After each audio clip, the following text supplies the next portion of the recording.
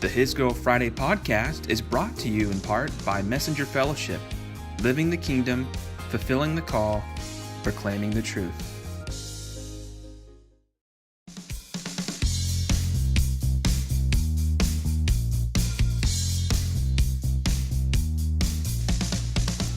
It's a good day to be alive. How's it going, my friends? My name is Cameron Fry. I am the host of the His Girl Friday podcast. And I just got to say, I really love this time of year. You know, fall took its precious, sweet old time getting here. 3 weeks behind schedule. But as of last week, the air is cool and refreshing. The leaves haven't started changing colors here in Middle Tennessee, but they're on the fringe. We have a frost advisory tonight, which I know sounds super nerdy, but as a weather enthusiast, I do enjoy monitoring these things. Either way, it's pumpkin weather, it's latte weather, I could find the return of hot beverages. You know, football season's in full swing, NBA season's about to start. So really, I just got to say, you know, I love this time of year. We're 2 months away from Christmas, probably 5-6 weeks from the beginning of the Christmas season. Halloween's about to come and go. I know that, I don't know what you guys do for Halloween or fall festival, as some of us call it. But my in-laws and we do this thing for our neighborhood where we set up a hot chocolate bar. We don't go door to door, but we invite the neighbors kind of on the lawn. It's kind of like this fun celebration of the season, and we do s'mores. It's a nice, cozy little setup, you know, and it's just a way that we could reach people, and it's a well-established thing by now. This is our 3rd or 4th year in a row. I think it's our 4th year doing it, actually. And the neighborhood really responds well to it. It's a great opportunity to love on people. And so that's something that I look forward to. Yeah, we dress up. It's fun. There's certain things about it, you know, the Halloween fling, I guess. You know, it's fun to partake, I suppose. But in the context of evangelism and, again, outreach and loving on people and shining light, you know, being on mission with Jesus, as I'll kind of harp more on in a second. But the reason why I'm cutting this pod is to talk about a book I'm reading and how it pertains to a recent post I shared on His Girl Friday. You can check it out. It's called Bride Incredulous, Why Marriage is Kinda Sorta Okay. That is an original blog title, Bride Incredulous, in case you didn't catch the poetic symmetry there. It's a pun off of Pride and Prejudice, Bride Incredulous. There you go. Why marriage is kind of sort of okay, which may sound weird to some of you, but I'm going to unpack that title in just a minute. And I'm hoping that it kind of pulls people in and kind of gets them, kind of piques their curiosity. It's like, well, what in the world is he talking about? Well, the book that I'm mentioning, authored by Francis Lisa Chan, it's called You and Me Forever, Living in Light of Eternity, or Marriage in Light of Eternity. And granted, you know, we always talk about living with heaven in mind, talking about church world anyway, and I know that I've mentioned that phrase a couple times here on the pod, living with heaven in mind. But for those who are married, I think a lot of times we have a boxed in view of what it's like to really be in communion with our spouse. And I just want to take a few minutes here tonight to talk about how we can better our marriages by decompartmentalizing the clutter. Like, well, this is intimacy with my wife, and then we're going to have intimacy with God over here. But no, just like how everything we do, every expression of love is going towards something. We are wanting to help build and mature those around us that we love, spouse, family members, dear friends, etc. We don't want to just point people into Jesus, but we want to help them become and grow like Jesus. But we're going to focus on marriage today. Real quick, just as a disclaimer, for all you singles out there, while this pod may not seem to apply to you, I really want to encourage you to consider the foundation, the content tonight will offer. You may not want to expose your heart, discovering what you think you can't have right now. I get that. Staying content in your singleness is really challenging. But I'm hoping to help you guys in that, actually. Even though I'm talking about marriage, I'm hoping that you can kind of have some hope for the future. If you perceive this content as an opportunity to mature your dreams of holy matrimony, if you will. I really believe you'll come out better for it. So with that said, let's dig in. All right, so like I said, I'm reading this book, and I love Francis Chan. I've read some of his books in the past, and he has a unique way of challenging me. I've seen him speak in person, and I just love his approach. Super humble guy. He's the real deal. And I really encourage you guys to get to know Francis and his wife, Lisa Chan. But this book, I'm doing a Bible study with some friends and family, and I had no idea. This book came out like 3 or 4 years ago. It wasn't on my radar until it was encouraged to me to read. And after digging into about half of it, that old adage, the more you grow, the less you know. Yeah, that's where I'm at as I am cutting this, as I'm reading this and reading this book. And, not to suggest being subdued is a bad thing. Really just, sharing conviction, whether in podcast form or Bible study form, as you respond to, not only the materials you're reading, the resources you're reading, but just having that dialogue with people around you. It really can be a freeing process. So just know, tonight I'm a humbled husband, fresh into this You and Me Forever book, and, I just can't help but think whatever I thought about marriage a few weeks ago is no longer what I could think about it moving forward. So I really hope that no matter who you are, where you're at, single, in a relationship, or married, that you can find a point of relatability, connectivity to this. So there's going to be moments, I think, tonight where certitude ignites like fireworks. And so this might be the first of several posts on this on the topic. This is probably an intro pod to a series that will unfold in the weeks and months to come. And the goal is to challenge our view of marriage in light of eternity.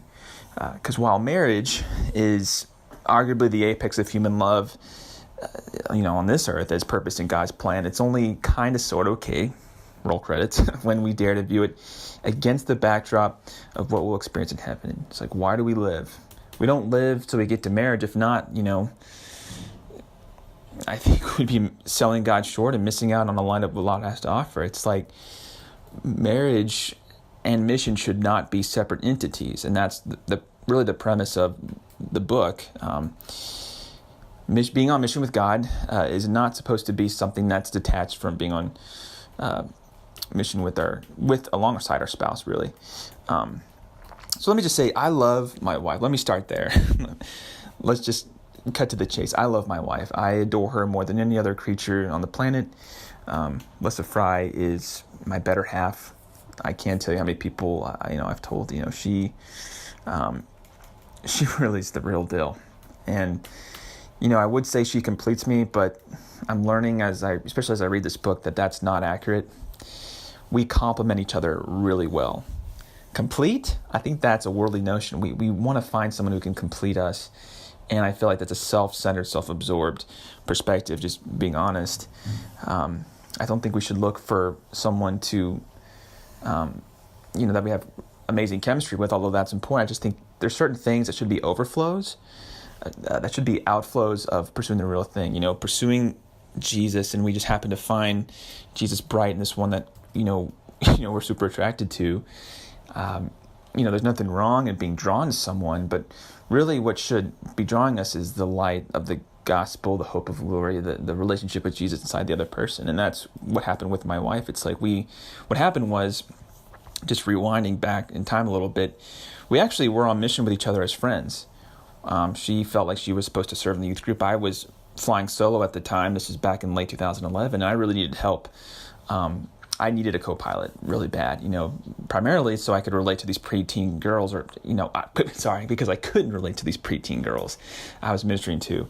I was great, on Sunday mornings and Wednesday nights, but, in between, that's, I needed some help there.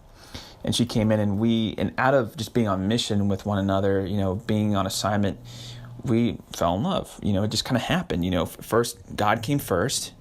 Others came first, youth and their families. And then we eventually we were magnetized to each other, and we just felt like it was the Holy Spirit. We were hesitant. We even fasted before we even started dating, or courting, I should say. just being real here, whether it's dating or courting, I think it's really good to just be like, all right, God, are you in this? Because I don't want to assume, I don't want to just dive into this and just realize, oh, I should have sought your counsel. I should have been seeking your face throughout this process. So we did that, and it really has led to amazing things. But I love my wife, and I love love. Not only does it speak to the existence of a supreme being, but it testifies to the mastermind of a relational being. Unfortunately, in this life, it's easy to lose sight of what love is and where it comes from. I know I'm guilty. I'm raising my hand right now. It's something that I have to calibrate to each and every day. And I know that, early on in my marriage, and even now sometimes I do, but especially in those early years, there were times where I landed in hot water thinking love could be assumed in the name of trust. That, as long as I was pursuing the happy wife, happy life mentality, all was going to be all right. I had no idea how much that component of cultural wisdom, if you put that in quotes, sarcastically, I had no idea how much that seeped into my head, my thick skull. Mental lexicon, if you will. But as experience and humility have taught me over the years, these approaches are volatile, if not futile. For starters, they tempt you to Sherlock your way out of relational voids, seeking deeper connection through self-centered, egotistical epiphanies. And, they invert the big picture of what marriage is. Specifically, marriage is not the great life or American dream applied to your spouse. I really want you to hear this. Marriage is not the great life or American dream applied to your spouse. Rather, it is an amazing journey, prepping us to stand before the Creator and into eternal intimacy with Him. Now, I know that journey can sound intimidating. I actually thought about saying Amazing Race out of respect to my wife who loved that show. But while you could say it's a race, using it as Paul references to it in his letters, whether it's race or journey, the fact is like we want to be on mission with Jesus, with our spouse. However many years we're together in this life, we are not only wanting to point people to Jesus, but help prepare our spouse to be with Jesus in heaven, standing face to face, and yes, from Judgment Day, you want to help your spouse be able to have that intimate moment with God where you're just looking back and, you want to help your wife, help your husband hear those words, well done.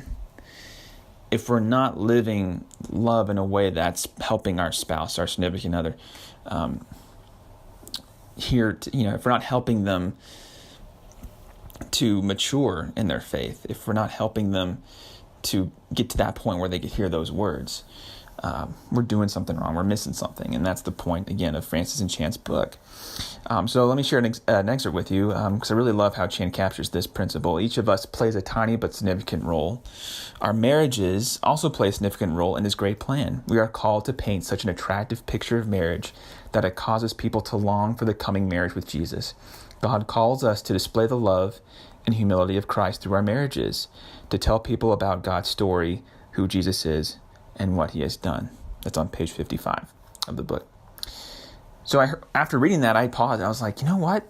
Marriage, or if you're single, your future marriage, it's sanctified outreach. It really is. It's not like outreach is something that you do. It really is synonymous with your marriage. It's meant to be anyway. It's intended to be a unique blend, a concoction of discipleship and evangelism that points people in the direction of God's burning love for them. And not just points, but sometimes it's just, actually living that, doing that. Sometimes, I say pointing people in the direction of Jesus, it kind of comes across as passive, but sometimes like just doing the work, not to sound legalistic, but just being that extension of burning love for them. If we think marriage is nothing more than feeling complete within a spousal relationship, then we're missing the big picture as to what God has intended for it. Now, I'm not saying we forsake living our spouse or family altogether, with all that we have to offer. Surely most of you listening to this tonight understand that love is a tangible, mobile, proactive entity. Look at 1 Corinthians 13 if you need a refresher. It's, it rises far above our deepest desires to be content and to be known. A lot of times we think love is being content and being known. It's not. It goes so far beyond that. Being content and being known, you may feel that with your spouse, and that's great, but it pales into comparison of the kind of love that we can taste, both in this earth and what it's going to be like when we move on to the next life, really. But still the reality remains. The reason why many marriages struggle is due to one or both partners feeling dissatisfied and or insecure in their identity as loved and known by God. And it really starts there. This is really, it comes back to that. Marriage isn't the foundation. It's something that's built upon. Yeah, you could say, you're starting a relationship when you enter into a married season with your spouse, like you're beginning to build something, but really there's something there. There should be a foundation that's firm and secure by the time you are married, and that foundation is your faith in who you are and who God is. So as a result, these marriages that struggle, their desperation for a better relationship becomes hinged on individual strength, on the ego, as opposed to joint partnership that's on mission with Christ. And, as Chan puts it, this is page 20, our marriage problems aren't marriage problems, they're really God problems. We may think we have a beef with our spouse, but that beef has to originate somewhere, right? And yeah, epicenters will vary, but, not every relationship is the same. They're like snowflakes, right? Oftentimes, though, the source region is the discord between expectation and trust in God. I remember early on in my marriage, there were several moments when I projected frustration onto Alyssa, and I blamed her for an unmet expectation, when in fact the root of my resentment was aimed at God for not having met it sooner. In hindsight, not only did these episodes preserve misplaced doubt, but it drove a wedge into our communication, ultimately our affection. But again, as the years have gone by, humility, maturity, and awareness, they have all increased to the point I can catch these moments and take, whatever misaligned thoughts I have, captive fairly quickly. As one may tell, allowing these notions to accumulate unaccounted for could lead to severe relational strain, damage, even destruction. And by that I mean divorce or separation, divorce, or worse. At some point we must embrace the beauty of trusting God and entrusting ourselves to Him, and becoming so overwhelmed by Christ's care for us. As the bridegroom, we can't help but pour out onto our spouses in an extravagant way. I think some of us, it's just getting back to that, the New Testament, one of the dominating themes is Christ is the bridegroom, the church, we as a people are the bride. And I think it's an uncomfortable metaphor for a lot of us, but we have to understand our part in the bigger picture. And that's why that metaphor is so often used. And I think it's something to have in mind, when it comes to marriage counseling or pre-marriage counseling, because really for those married looking to lead people to Christ, love and honor, they're the most important elements to the most important relationships we're given. And this has a ripple effect that will bless more than you think. So yeah, really that's the bottom line. We may be the bride of Christ, but marriage grooms us for glory. This doesn't mean that everyone has to get married. There's that verse, and that's taken out of context a lot, but, I think it's in Romans 7, Paul talks about, for those who are married, it's like live as if you're not. What he's meaning by that is don't let marriage become a distraction from relationship with Christ. Again, don't compartmentalize. Don't let being on mission with Christ, just making disciple makers. Sorry, and I probably should have said this sooner. When I say being on mission with Christ, it's making disciple makers. You could also say loving people, because sometimes, I say making disciple makers, and there's like this pressure of performance, this work mentality that seeps in. It's just really I like to say loving people, and at least starting the process of making disciple makers. Some of us, we're great on the front end. Some of us were better on the back end. We have different skills, and that's another topic for another day. But at some point, we need to find how, kind of that sweet spot where, okay, I have this amazing relationship that I've been given. keeping in mind that God is the giver and our spouse is the gift, but that was meant for something. It was intended not just so that we could be happy, but so that we can be a better team, a better body as the bride of Christ that goes out into the world and tells people about Jesus. In my family, I can't imagine just a split up team. I mean, it's like my grandpa, for instance, was so much better reaching people because of his marriage with his wife, my grandma. They were such a dynamic duo in the kingdom, and they really worked better. I mean, they were more than the sum of their parts, really. Same thing with my folks, and I think Alyssa and I are on that way. And I know that, when I'm talking about this, some of you may be like, oh, I'm kind of intimidated by the thought of staring at God, memorized in His presence. But the experiences found in marriage could help get us there. And I want you guys to star that, because I know I'm not the only one. I'm not talking about Judgment Day, but just having this intimate relationship in heaven. I mean, I struggle with that now. I struggle with intimacy with Christ. Some days I feel like I'm doing okay, but some days I feel like I'm even doing well. But there are a lot of days where I'm like, I'm really struggling being close to God right now. It's a lot easier I feel like to be close to my spouse, to be intimate with my spouse. And I feel like there's lessons that are learned there that help, that lead us. And, just that selfless sacrifice that has to take place daily. I mean, that's why I want to make this a series, because I really believe that there's just so many reflections in marriage that we could connect to our relationship with Jesus. So we may be intimidated by intimacy with Christ, but the experiences in marriage could help get us there. And while marriage is not required to advance the kingdom, for many of us, it's necessary to understanding sanctification, sacrifice, and the immensity of God's wholehearted devotion. We can't comprehend the size of God's father-hearted love for us. But we get these, crumbs. I think marriage is one of those crumbs. So as how this looks, stay tuned for sequel posts where we'll dive into what a biblical blueprint for marriage looks like. Warning, I may give steps, but I don't want it to feel like it's a formula. So I'm going to try and find this, again, I'm going to try and thread the needle as far as what that biblical blueprint looks like, without it sounding like, okay, if I just do these 4 steps, I'm good. I want to make sure that I account for the space between the lines, so I want to be careful with the next post in the series. But until then, rest in confidence, knowing while marriage isn't that great in light of eternity, it is perfect as an established institution and reflection of divine love, drawing us and those around us closer to Jesus. I'll put it this way. How sweet it is to love our beloved as we're loved by our beloved. That sounds like a tongue twister, but the first B is lowercase and the second B in beloved is capitalized.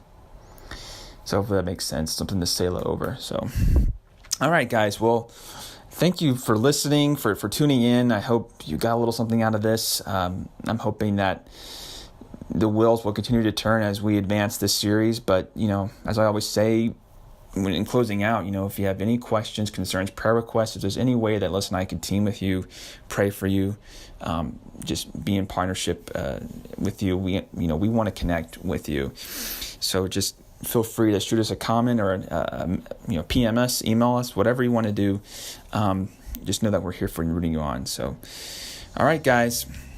I look forward to catching up with you next time. But till then, enjoy the rest of the month. I will see if I can get another pod up here before the start of the month, but no guarantees. There's been a lot going on behind the scenes. I know I say that quite a bit. But there's still a lot. There's more on our plates now than 3-6 months ago. And Alyssa and I are learning to juggle and abide by a whole different rhythm and flow. So we'll still try and get 2 pods out a month. But, what matters is loving one another, loving God, and being faithful. And when you do that, priorities have a way of aligning themselves. And so, final thoughts, just know the difference between what needs to be an overflow/outflow and what the initiative should be on the front end. So, Godspeed. And as I always say, I'll catch you on the fry. Peace.